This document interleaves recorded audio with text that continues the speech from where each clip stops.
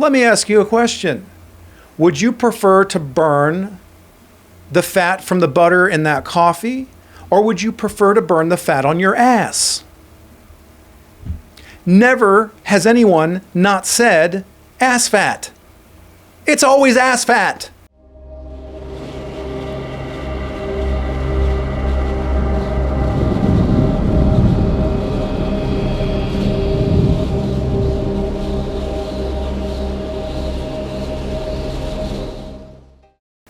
What is up, everybody? Coach Rob here, and I am back with another broadcast. And today, it is story time with Coach Rob, or as my grandson likes to call me, Papa.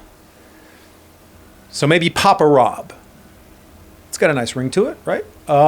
Anyway, it is story time because the story I'm about to tell you is freaking hilarious. And a little disturbing at the same time, but I've told the story many, many times. If you've already heard it, then I apologize in advance, but stick around. It's always entertaining at the least. But I'm starting to see elements of this crop up again in these carnivore circles that I'm entrenched in. And it's something that I had read in a Facebook group many years ago. I don't remember the date. It could have been 2015, 2016. I'm not sure. But it was right when the keto wave was just going nuts. And that really started to go nuts in about 2015. And it was from a Facebook group. And speaking of Facebook groups, I would be remiss if I didn't mention this. My carnivore bodybuilding Facebook group is absolutely going freaking haywire. Still don't even know why it's gotten so popular. It is growing like a weed. We just hit 8,000 members, and we're getting, and I'm not exaggerating when I say this, in some cases over 100 requests for membership every single day. So if you're not a member, link is below, jump in. What I love about this group is the reoccurring theme that I keep getting in terms of messages from new members is that we're a very welcoming and accepting carnivore group. It is for optimized hyper-carnivore living, especially for those of you who are very active, who train hard, whether you're just a super active, hard training athlete, if you're a bodybuilder, if you're a CrossFitter, hybrid athlete, it doesn't matter. If you train hard and you are trying to optimize that performance and your lifestyle and your health through a hypercarnivore diet, then it's the group for you, so check it out. Anyway, ancient history, way back in the day, I had joined at the time, very popular keto Facebook group. I had been quietly doing keto for a few years. At that time, I had begun incorporating elements of a very animal-based ketogenic diet with elements of the hardcore bodybuilding style training and blending that together with great success. And I guess for whatever reason, that resonated with a lot of people because I got some level of popularity on the interwebs and started getting tons and tons of requests for coaching and consultation. Anyway, it really went nuts, and I appreciate that. And it was a really, really cool thing to be a part of. But I knew that I could see where the keto movement was going. And once it got corporate sponsorship, well, that was the coffin nail for the most part. And it really went off the rails.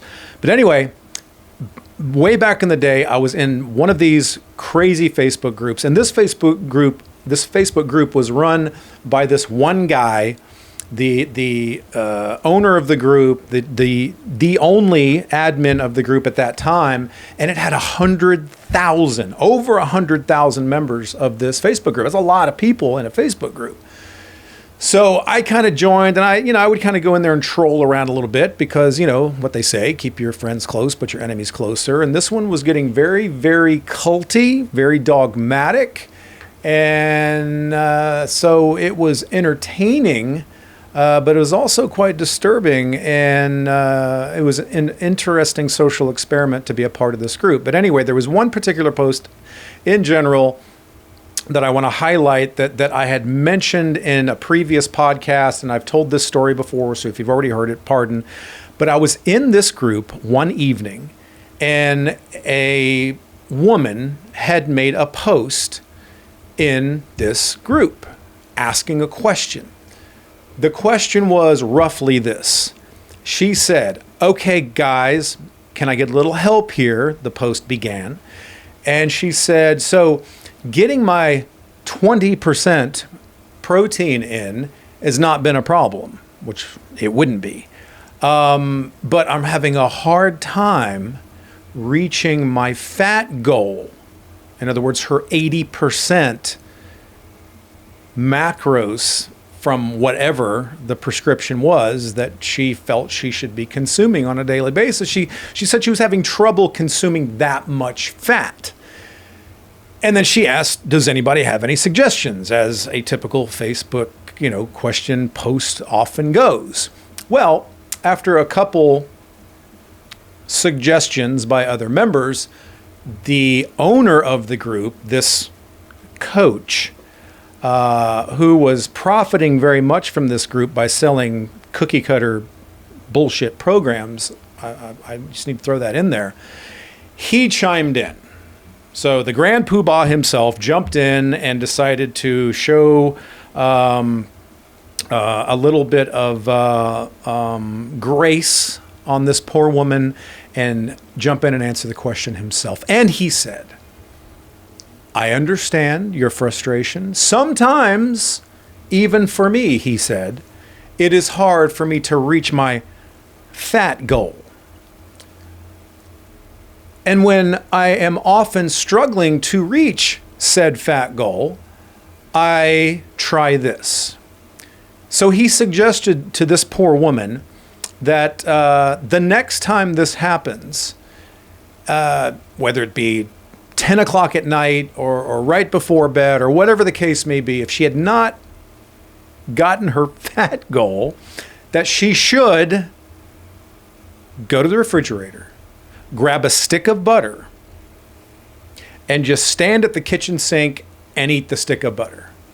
And if after that stick of butter, she had still not reached her fat goal, well, that's okay.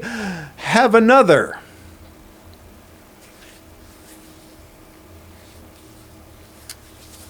And sooner or later, consuming enough butter at the kitchen sink, well, you there, you'll get your fat goal in. I was sitting there stunned, staring at the computer, jaw open, thinking, you've got to be freaking kidding me. In this same scenario, if this woman, God bless her, I hope she's learned, were to ask this question, number one, I would tell her that you don't have to take in 80% of your intake from fat and only 20% from protein, that's probably not a wise division of macros. But I would also say, if you are reaching the end of your day and you didn't hit the particular goal that you had set for yourself for dietary fat, and you weren't necessarily hungry, my suggestion would be go to bed. You're good. You don't need to recklessly consume freaking sticks of butter at the kitchen sink to hit some arbitrary goal. If you have eaten well and nourished your body throughout the day, preferably through animal-based sources, you're an active human being trying to pursue optimal health and body composition, there's nothing wrong with just shutting the shit down and going to bed and focusing on a good night's sleep and a good night of recovery. This is why I tell people, when you are trying to get lean, it's often best to make adjustments to the energy component of your division of macros. Meaning you want to prioritize protein first, making sure you're getting an adequate protein, animal-based protein preferably, each day. That's the most important goal to achieve. Number one, we need protein for cellular repair and growth and tissue repair, regeneration, muscle growth, a host of very, very important things. Prioritize protein first. And for just about anyone out there, it's going to be somewhere between 1 and even in the upwards of 1.5 grams of protein per pound of goal body weight. Or it could be per pound of lean body weight if you have an accurate understanding of what your body composition is at that time. So once you understand that you should prioritize protein, then the energy component is the one that you perhaps may need to manipulate or adjust based on your goals.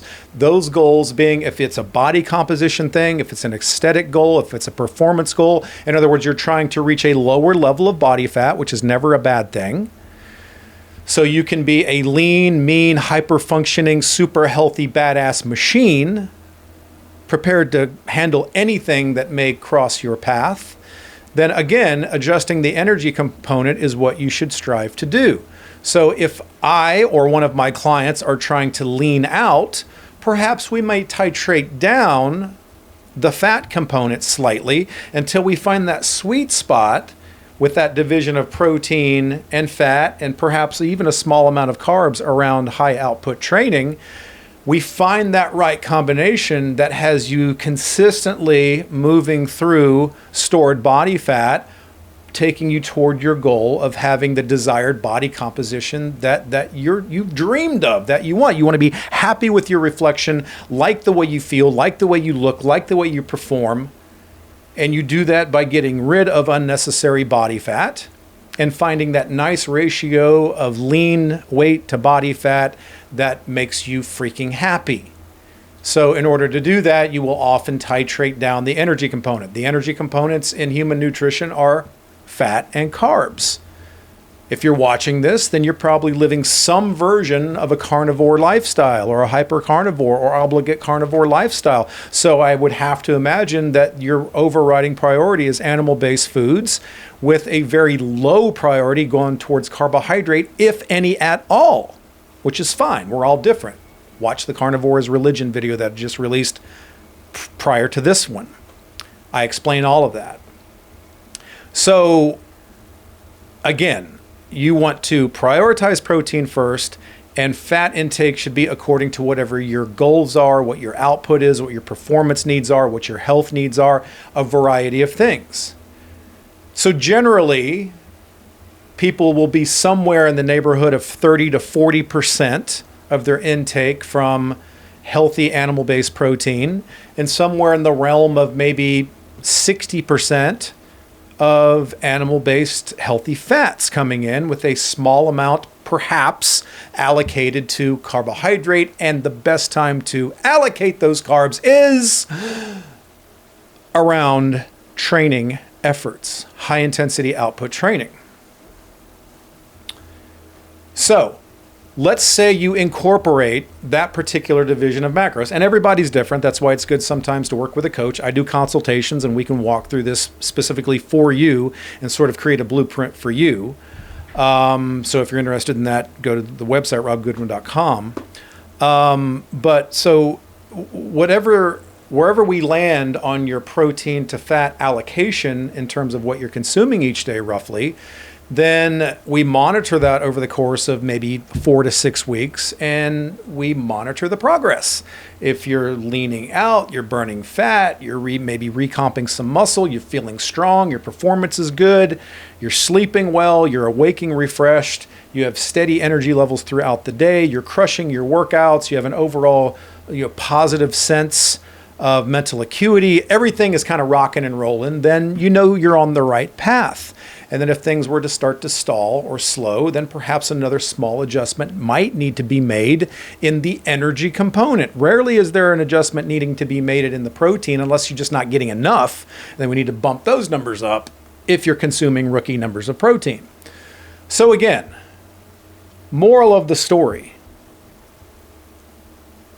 stop eating butter at the kitchen sink or thinking that you need to double fist a bunch of fat if you haven't hit some fat goal for the day.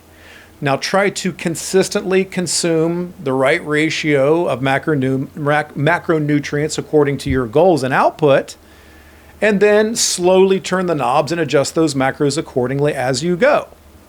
Perhaps if you're adding a significant amount of exogenous fats from fats outside of like the meats you consume or the eggs you consume, then maybe pull back a little bit on that. Perhaps if as you're getting closer to your goal of being very lean, then perhaps you'll need to switch over to maybe leaner cuts of meat, or, reduce a little bit in that overall intake and play with that division of macros a little bit until you find that sweet spot that keeps leaning you out until you get to this nice balance of body composition. You're lean, but you're holding on to muscle. You're performing great. You're feeling great. Your blood work is great. Health markers are great. Synergistically, you are becoming the human being that you wanted to become, an optimized hypercarnivore that performs well. So again, don't think you have to reach some mystical level of fat in order to get leaner. And the phrase, you got to eat fat to burn fat, has always not sat well with me, because that's an oversimplification of a very, very dynamic, complex process in the body. I've worked with thousands and thousands of clients. In most cases, in order to get them really lean, like if guys that want to get around 10% body fat, exposed abs, women that might want to get like 16% body fat or perhaps even less. In nearly every case of everyone that I've ever worked with, including myself, it's the fat or the energy component that we have to slowly dial back a bit and adjust as we go closer and closer to that client reaching their overall body composition goals. And then one more disclaimer caveat to that is you don't want to have a massive reduction in intake, i.e. you don't want to be in an energy deficit for too long, because then you will start to reap diminishing returns. It'll start to go the other direction because the body will think that you're either starving or you're a shitty hunter, and it will start to slow your metabolic processes. Everything will start to slow down. Your body won't work as efficiently. You won't build muscle efficiently. You won't burn fat as efficiently. And then you wonder why you've hit this plateau, you've hit this stall, nothing's happening, because you've been dieting too long. So you do have to find the sweet spot. There will be periods of time where you will be in an energy deficit to lean out, and then you will pull back from that over time, especially, if you set a date for that goal. You will go on a diet break.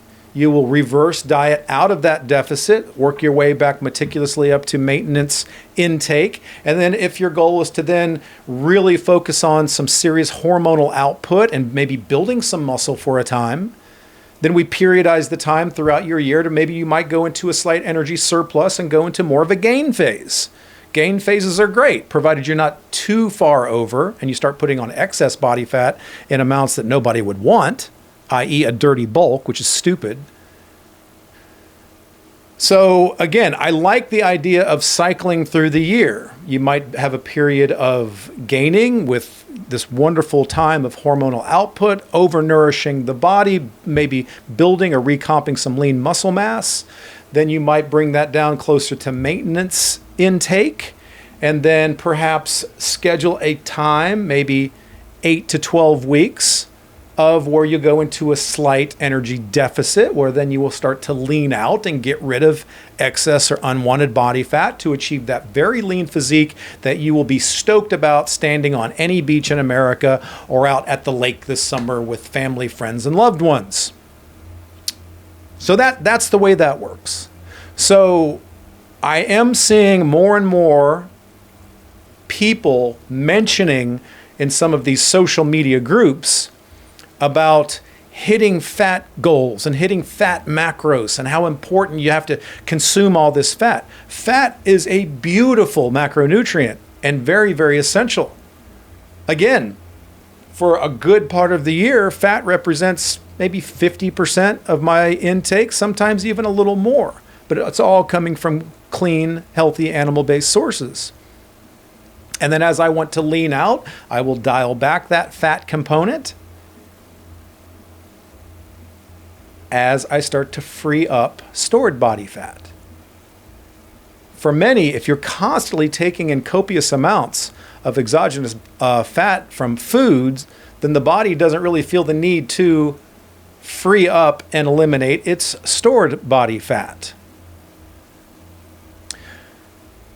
I say to clients often, especially back in the day, when I'll be asking them about, tell me a little bit about your daily eating. And many, many times a client would say to me, well, first of all, I start my day with a big cup of coffee with half a stick of butter in it. I've had people literally tell me that they have coffee with a stick of butter in it, like a ton. Or you go through that stick of butter over their first 2 or 3 cups of coffee. You remember that? You remember that whole bulletproof coffee? We're all drinking butter coffee horse shit. You remember all the butter chuggers, right? I mean, we all tried it. And then a good percentage of us came to our senses and realized that that might not be the best approach. That it seems a little excessive and quite silly. So I would often ask the client that said to me, yeah, I'm putting a big hunk of butter in my coffee every morning, and sometimes 2, sometimes 3. But I don't seem to be losing the fat like I was or like I expected. Then I'll ask them a question. Let me ask you a question. Would you prefer to burn the fat from the butter in that coffee, or would you prefer to burn the fat on your ass? Never has anyone not said ass fat. It's always ass fat. So let your body burn its own stored body fat if you have some to get rid of. And you do this by not over-consuming the energy component of fat. Excess energy in the body stores. So, the moral of the story today, kids, is don't eat butter at the kitchen sink. The next time you've adequately nourished yourself throughout the day through a proper division of macros, prioritizing protein, a healthy amount of fat based on whatever your goal is for body composition, performance, and health. If it's 10 o'clock at night and you notice, if you happen to be tracking for whatever reason, which is okay for some if you're really trying to lean out, that you haven't hit your particular energy goal for the day, energy coming from fat or carbohydrate, don't worry about stuffing a bunch of excess food in your face thinking that's going to be some miracle cure, a magic bullet that's going to get you automatically freeing up all this fat while you sleep. Instead, you're better off by not putting a bunch of excess food through your digestive tract while you're sleeping. So just go to bed. Tomorrow's a new day. Thanks again for being here. Hope you enjoyed it. Hit the subscribe button. That really helps. Hit the thumbs up guy. Apparently that helps too. And support our sponsors if you want to help the channel and get some amazing stuff. LMNT is something everybody should be taking. My link is in the description. You get free shit with every order by using my link, and it really helps the channel. Have a spectacular day. Train hard, diet harder, but above all else, do whatever you got to do to have a fantastic freaking day.